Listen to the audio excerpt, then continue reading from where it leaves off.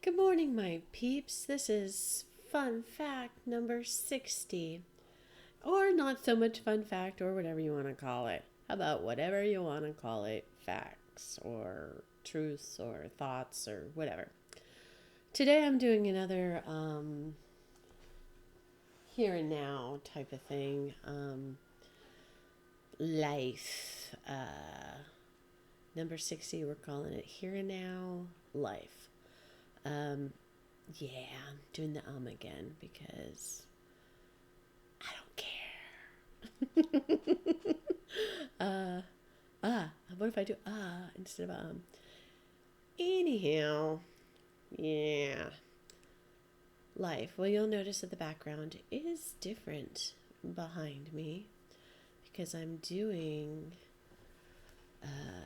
change of scenery right now, and I'll be doing another change of scenery and another change of scenery. Here and now, I was hoping to do something positive and uplifting and fun, and it's not. This morning didn't go too well. Let me explain. My life. I don't know if you've had experiences in your life like this, or you just tended to have a life similar to mine. But I got a job. I got 2 jobs. And it looked like things were going to go well. And then I kind of disagreed and challenged some of the concepts that they were trying to put forth on the job, especially when it comes to students and children, and didn't think that the approach that they were taking was very professional. But then I wasn't heard once again, and repeated myself several times in several ways, and then I got frustrated and impatient and upset with how they were dealing with things, and I may have become a little unprofessional myself at that point, but I figured they're unprofessional, they get it, right? But they didn't like me being unprofessionally challenging their concepts of how they were approaching things with the students, and basically not having everything together that they needed to support the students the way they said they would, and actually for me to do my job the way they told me I would be doing it.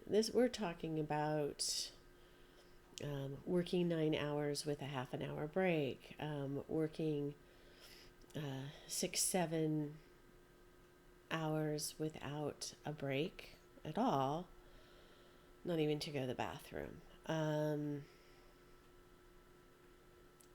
And being pushed around from one thing to another, even though that was part of my job, the way it was going was not, it was part of my job, but it was becoming another job because they didn't have enough staff, was becoming my job. And wasn't what I signed up for. So they fired me, then asked me to resign, then told me if I wanted to be fired, I had to come back and go through steps that they wanted me to go through, like some specific training. And I thought, well, you're going to waterboard me? You're going to brainwash me? Try it. It's not going to work.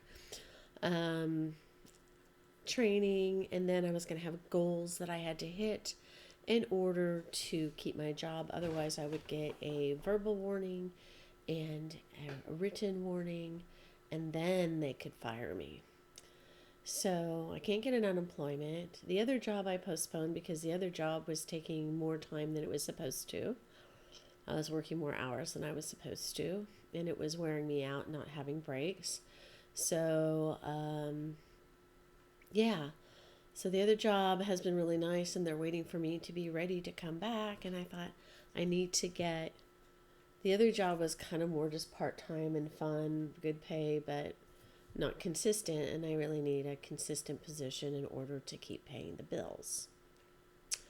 So that went down. I'm trying to remember when it went down.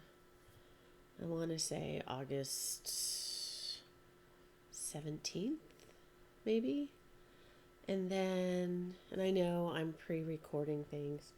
And then, shortly thereafter, I had written to my landlord to let them know that my roommate was moving out, and I was cleaning up the house, and I was going to attempt to get 2 more roommates in the house to help with bills. And I assumed we'd sign a new lease agreement with the new tenants and all of that stuff. And then I think I wrote that at the beginning of August, and about 3 weeks later, I get an email back. Right around the time that I've just put out a call for roommates on roomies.com and put out, started looking for smaller places too anyway, but I basically put out a call for roommates, and I was rearranging the house and cleaning it so I would have 2 rooms open for new roommates. And I got a call back I got an email from my landlord saying he didn't want other roommates in here and that him and his family are planning on moving in at the end of the year, and I needed to be out by October 31st. So not only am I looking for a new job so I can keep paying bills and maintaining my life, but now I'm having to look for a place to live without a job. So I'm working really hard and trying to find a job, trying to find a place to live or a room to live out of. And I'm packing. But also, my divorce is final in the beginning of October. And I have to stay here. I have to let the courts know my new address, which I don't have. And I was told that when my divorce was final in October, that even if I am on my husband's insurance through January, I will not be able to use his insurance when the divorce is final. And I have breathing issues sometimes. It's better since I moved towards the ocean, and I'm really happy about that and hope I can stay towards the ocean. I don't have to take as much medication to breathe. But it's allergy and exercise related breathing issues and chronic bronchitis, tonsillitis, sinusitis, whatever. Used to it after, so, when it comes decades that you've had it, you get used to it. And I've had a few instances, one instance within the last month, 1 or 2, where I was exercising extremely and had to take a prednisone to breathe. So before the insurance ran out, I thought I'm going to schedule an appointment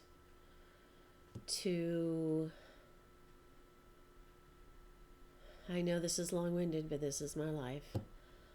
Schedule an appointment when I had my job still to renew my prescription on prednisone and get another prescription because I've got 3 pills left. 3. And so I scheduled the appointment while I was still working. It was actually in July. I scheduled the appointment. The person that I had been seeing was unavailable until today. And so I scheduled it at 9:30 this morning so I could go to my appointment and get to work on time as well. But when I lost my job, I called them back and said, can I get an earlier appointment? And they said, if you want it with this doctor, no, this is the appointment. And I said, okay, let's just keep it. And then I got a phone call yesterday saying that doctor's not going to be there. Do I still want the appointment? And I said, yeah. And I got the 10 reminders through text, phone, and email about this appointment today. And I finally got the appointment, went in, brought my old bottle of prednisone that has 1 pill left in it, and I just wanted them to send a new prescription to Walgreens so I could maybe have a year's worth of prednisone before I ran out of health insurance. They said since August 1st, they no longer take my health insurance. So, planning this appointment for a month, they've called me, they've contacted me many times. They've looked at my insurance and they couldn't tell me on the phone or through text or through an email, hey, we know you're coming in today or on August 31st. And we noticed that you have this insurance. We no longer accept this insurance. This is what you're going to have to do. And basically, they wanted me to pay $200 deposit before seeing the doctor just to renew my prednisone prescription.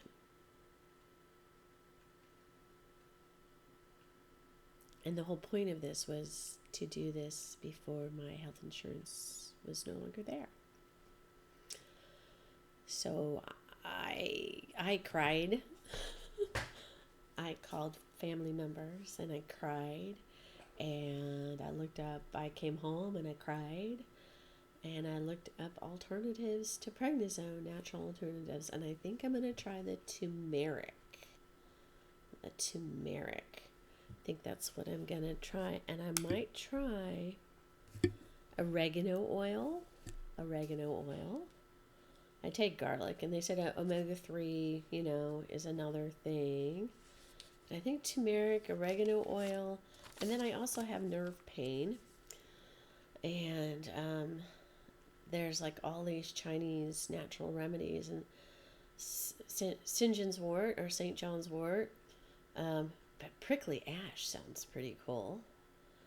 And what was it? B vitamins, and I do those. And then what is this one? Cayenne pepper and black pepper. So those might be some natural remedies that if I take them consistently, that might be helpful for my health issues. But so now I realize first I need to keep breathing. And to keep breathing, sometimes I need prednisone, but I'm going to try natural remedies now.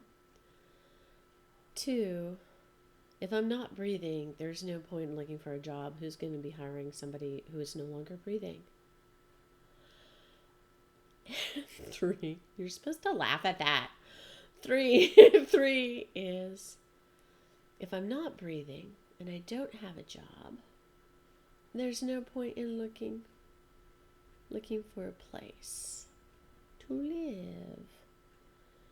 So I've been packing. Thus we get to the final point that I started with.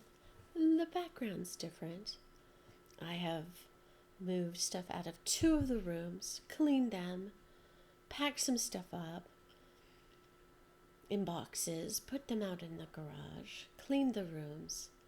But I spent 2 hours trying to get this desk out of the room. Realized the other doorway is smaller than the doorway that I was coming out of by 5 inches. It's the smallest doorway in the house, and it's the biggest bedroom. Go figure.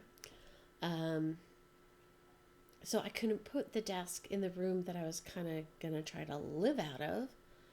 So I moved the desk out to my living room. So I am recording from an entirely different room. These are some of the only things. This room is the only room that has anything left on the walls. And these are some of the only things left on the wall. They'll be coming down soon. So I'm packing. I'm looking for alternatives to medication. And the background's going to be different in my videos because I'm going to hopefully get a job and move and keep breathing soon. So that's my here and now. I'm just guessing that your here and now is in a better place than mine. I had somebody calling me and going, I'm trying to download a file to a terabyte flash drive, And everywhere I'm trying to download, copy, paste, whatever, this file, it's only supposed to take 15 minutes, and it goes from 7 days to 3 hours to 45 minutes. And I've only had 2 megabytes downloaded out of 65. So yeah, frustration is a big thing, but having no place to live, not having what you need to breathe are huge. And when you've been trying, first for 20 years in a bad situation, and then now for 2-3 years in a better situation, and you still can't find a home for yourself to contribute and be productive and work and earn enough money just to have a place to live and pay your bills and maybe see a doctor. It's, I think there are people worse off than me. Yes, in the world, absolutely. But I'm pretty old, and I've had some really great times in my life, but I really thought by now I'd be in a place where I didn't have to keep trying to find a home, a place where I belonged. I mean, young kids and teenagers are always searching for a home, a place they belong, a group of people that they understand and who understand them, and they don't have to keep explaining themselves. I'm still looking for that. I found it every once in a while, and I guess I just have to say Clovet's Refuge one more time, because we only get temporary refuges, but at a certain place in time, you've worked really hard and you feel like you've earned some peace, and you've earned to have a place to live and a way to maintain your life and health. And I lost that all when I got married, and I lost it again separating, and I'm going to lose even more divorcing, but I still wouldn't change a thing. And I'd still end up here. So here's the here and now, number 60. This was a long one. Have a great day, better than mine. Yay! And see you on the flip side. Ciao, bellas.